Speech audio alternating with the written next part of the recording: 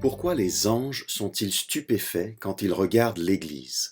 C'est une question un peu étonnante, mais à laquelle Paul répond clairement dans notre texte. On pourrait intituler Éphésiens 3, 1 à 13, Secret révélé et mission confiée. Paul s'est présenté comme apôtre de Jésus-Christ dès le premier verset de la lettre. Ici, il décrit son ministère. Un secret lui a été révélé et une mission lui a été confiée.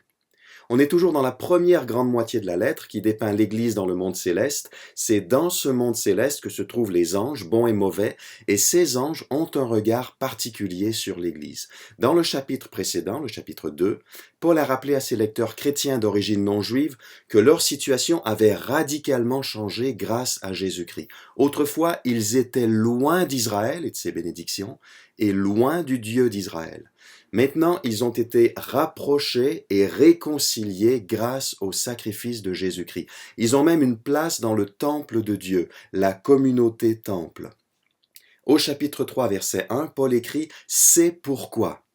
Donc, il rebondit sur la double réconciliation qu'ont connue ses lecteurs et dont il a parlé dans la deuxième moitié du chapitre 2, et ça lui donne envie de prier. Parce que Dieu a fait tout ça pour vous, je prie pour vous. Et il commence une prière au verset 1, mais ça lui fait penser à autre chose, alors il interrompt sa prière pour ouvrir une parenthèse, une longue parenthèse qui couvre les versets 2 à 13. Il ne reprendra sa prière qu'au verset 14 avec les mêmes mots, c'est pourquoi.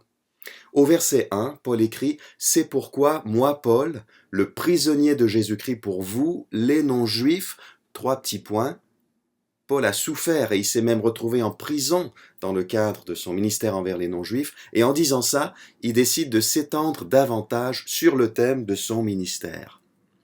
Paul insiste beaucoup dans ce texte sur la grâce qu'il a reçue de Dieu pour son ministère. Il emploie le mot grâce dans les versets 2, 7 et 8, le mot don au verset 7 et le verbe donner en grec, qui est traduit diversement en français selon le contexte, dans les versets 2, 7 et 8. Dans les versets 2 à 7, Paul parle du secret ou du mystère qui lui a été révélé. Verset 2, vous avez très certainement appris quelle responsabilité Dieu, dans sa grâce, m'a confiée à votre égard. Paul ne connaissait pas ses lecteurs personnellement, mais eux avaient entendu parler de lui. Si Paul a reçu la grâce, c'est pour que les non-juifs profitent à leur tour de cette grâce. Verset 3, par révélation, il m'a fait connaître le secret de son plan que je viens de résumer en quelques mots. Paul fait allusion à sa conversion sur le chemin de Damas. Dieu lui a alors accordé une véritable révélation. Il lui a fait connaître le secret ou le mystère de son plan dont Paul a déjà parlé précédemment dans sa lettre. Verset 4, en me lisant, vous pouvez vous rendre compte de la compréhension que j'ai de ce secret qui concerne Christ. On peut imaginer ici la lecture publique de la lettre de Paul dans l'Église, et au fur et à mesure de cette lecture, les auditeurs constatent que Paul a une compréhension impressionnante du secret qui concerne Christ. Verset 5, en effet, Dieu ne l'a pas fait connaître aux hommes des générations passées comme il l'a révélé maintenant par le Saint-Esprit à ses apôtres, ses prophètes qu'il a consacrés à son service. Dans les lettres de Paul, un secret ou un mystère, c'est pas quelque chose d'incompréhensible ou quelque chose qui nous échappe ou quelque chose qui reste mystérieux ou inaccessible. C'est plutôt une réalité qui n'avait pas été clairement révélée auparavant, avant la venue de Christ, dans les générations passées, et qui est maintenant révélée par le Saint-Esprit. Les apôtres et les prophètes, dont Paul a dit en Éphésiens 2,20 qu'ils constituaient le fondement de la communauté temple, ils ont reçu cette révélation nouvelle dans l'histoire de la rédemption, dans le but de la transmettre. Paul ne parle pas ici des prophètes de l'Ancien Testament, mais plutôt de prophètes qui ont reçu et transmis l'Évangile dans les premiers temps de l'Église. Bien entendu, l'Ancien Testament contient la promesse de l'Évangile, mais Paul peut néanmoins parler d'un secret nouvellement révélé, dans la mesure où les choses n'étaient pas très claires dans l'Ancien Testament. Les prophètes de l'Ancien Testament, et non ceux que Paul mentionne au verset 5, ils annonçaient effectivement un rassemblement des Juifs et des non-Juifs à la fin des temps pour adorer Dieu, mais on ne savait pas encore, à cette époque-là, que Juifs et non-Juifs formeraient ensemble un nouveau temple et un seul corps. Ça, c'est avec la révélation du secret de l'Évangile qu'on l'a appris.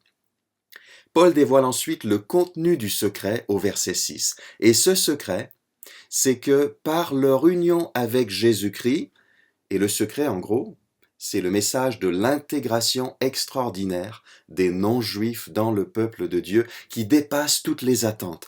Paul évoque 3 privilèges des non-juifs convertis à Christ. Les non-juifs, verset 6, reçoivent le même héritage que nous, les juifs, puisqu'ils sont tout autant enfants de Dieu.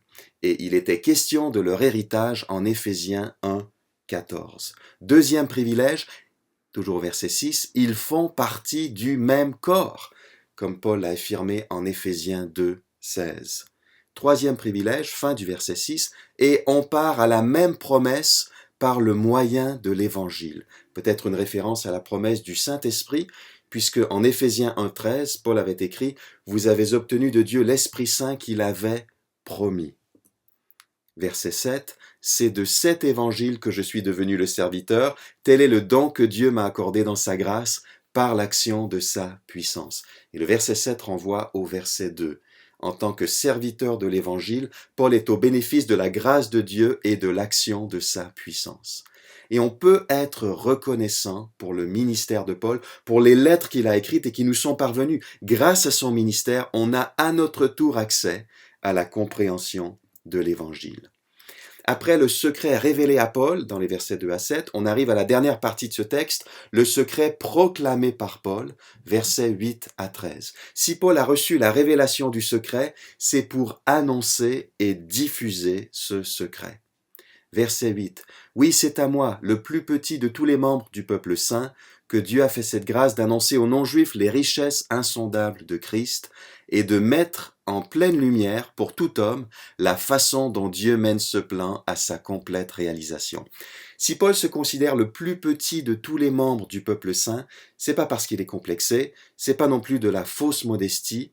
Paul a vraiment ce sentiment, tout simplement parce qu'avant sa conversion à Christ, il a fait quelque chose de terrible. Il a persécuté des chrétiens avec violence, avant de devenir lui-même chrétien et d'être à son tour persécuté. Mais Dieu lui a fait grâce sur le chemin de Damas. Et il lui a même fait la grâce de faire de lui un instrument de choix dans sa main pour parler de Christ aux non-juifs. La mission de Paul, c'est de parler des richesses insondables de Christ. C'est paradoxal. D'un côté, le secret, il a été révélé, et Paul peut mettre en pleine lumière pour tout homme la façon dont Dieu mène son plan à sa complète réalisation. Mais d'un autre côté, les richesses de Christ sont insondables, c'est-à-dire incompréhensibles. On ne peut que s'émerveiller devant Christ et le louer de tout notre cœur. Fin du verset 9, ce plan, le Dieu qui a créé toute chose l'avait tenu caché en lui-même de toute éternité. Quand on entend l'Évangile, la bonne nouvelle, on entend un message qui est nouveau pour nous, une nouvelle. Mais ce message n'est pas nouveau pour Dieu. Le plan de sauvetage des non-juifs, dont nous sommes la plupart d'entre nous, ce plan était prévu de toute éternité.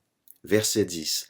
Par cette mise en lumière, les autorités et les puissances dans le monde céleste peuvent connaître, par le moyen de l'Église, les aspects infiniment variés de sa sagesse. Pourquoi cette soudaine mise en lumière par la proclamation de Paul? Pour une raison étonnante. Dans le texte grec, le verset 10 commence par un petit mot qu'on peut traduire « afin que ». C'est l'intention de Dieu que Paul souligne au verset 10. Que voulait Dieu quand il a envoyé Paul proclamer son message à tout homme? Dieu voulait donner un grand spectacle, lui le metteur en scène par excellence. Il voulait faire connaître sa sagesse aux êtres célestes, les autorités et les puissances, les anges qui se trouvent dans le monde céleste. Quels sont les acteurs dans ce grand spectacle, dans cette immense pièce de théâtre qui n'est pas de la fiction, mais qui est une réalité? Les acteurs, c'est nous, les membres de l'Église. Quand les autorités et les puissances assistent à la grande représentation que donne l'Église, ils sont stupéfaits devant les aspects infiniment variés de la sagesse de Dieu. Ce qu'ils voient, c'est une diversité, de la variété, et en même temps, une unité. Juifs et non-juifs réunis autour de Christ. Une communauté multiculturelle, des gens de toutes nations qui forment un seul corps, le corps de Christ. L'Église céleste donne ce grand spectacle dans le monde céleste, mais chaque église locale donne une représentation particulière du même spectacle dans sa région. Les anges assistent à toutes ces représentations dans le monde céleste et sur toute la terre. Pour les anges fidèles, c'est l'occasion de louer Dieu et de se délecter de sa sagesse. Pour les anges déchus, c'est un rappel effrayant que leur défaite finale et sans appel approche. C'est un rappel que leur autorité et celle du diable a été renversée et que tout ce qui est au ciel et sur la terre sera ultimement soumis à l'autorité de Christ, d'après Éphésiens 1, 9 et 10.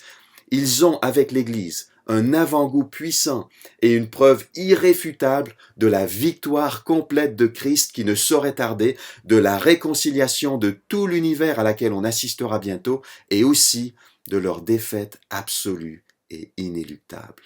La question qu'on doit se poser sur le plan local, c'est est-ce que notre représentation locale est conforme à la vision initiale du metteur en scène? Est-ce qu'on est fidèle à son scénario? Est-ce qu'on vit l'unité dans la diversité? Est-ce qu'on expérimente la réconciliation non seulement avec Dieu, mais aussi entre nous? Ne l'oublions jamais, c'est Christ qui a financé ce grand spectacle avec son propre sang. Ne donnons pas une image déformée du plan de Dieu. Apprenons à nous aimer les uns les autres, malgré nos différences évidentes. Apprenons à vivre le pardon. Alors tous les projecteurs seront braqués sur la sagesse de Dieu.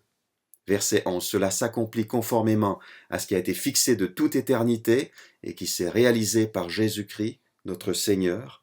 Verset 12, étant unis à lui, nous avons par la foi en lui la liberté de nous approcher de Dieu avec assurance. Au verset 1, Paul avait entamé une prière qu'il poursuivra finalement au verset 14. C'est donc l'occasion de rappeler que nous, chrétiens, avons la liberté de nous approcher de Dieu avec assurance grâce à Jésus-Christ. On peut donc parler à Dieu librement. Nos prières sont les bienvenues. On peut s'adresser à Dieu avec assurance. On sait que nos prières ne s'arrêtent pas au plafond, qu'elles sont entendues au trône de Dieu dans le monde céleste. Verset 13. Aussi, je vous demande de ne pas perdre courage en pensant aux détresses que je connais dans mon service pour vous. Elles contribuent à la gloire qui vous est destinée.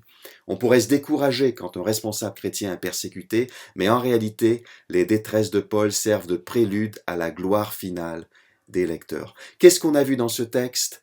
Dieu nous a fait connaître son secret pour que sa sagesse ne soit plus un secret. Paul a reçu une révélation particulière du secret de Dieu concernant l'intégration des non-juifs. Il a proclamé ce message. Éventuellement, on l'a à notre tour entendu et accueilli avec foi. Dieu nous a alors intégrés dans son Église multiculturelle et cette nouvelle communauté réconciliée fait éclater la sagesse de Dieu, visible par tous, y compris dans le monde céleste. Dieu nous a fait connaître son secret pour que sa sagesse ne soit plus un secret. Dieu infiniment sage, nous nous approchons de toi avec liberté et assurance, étant unis à Jésus-Christ. Les détresses de Paul ont permis à l'Évangile de se propager et ce beau message est parvenu jusqu'à nous qui sommes destinés à la gloire. Merci de changer ainsi les détresses en gloire. Nous te louons pour nos privilèges. Un héritage nous attend. Nous faisons partie du corps de Christ et la promesse du Saint-Esprit s'est réalisée. Fais-nous apprécier davantage les richesses insondables de Christ. Mets en lumière par notre Église locale les aspects infiniment variés de ta sagesse et face à l'opposition, donne-nous de ne pas perdre courage. Amen.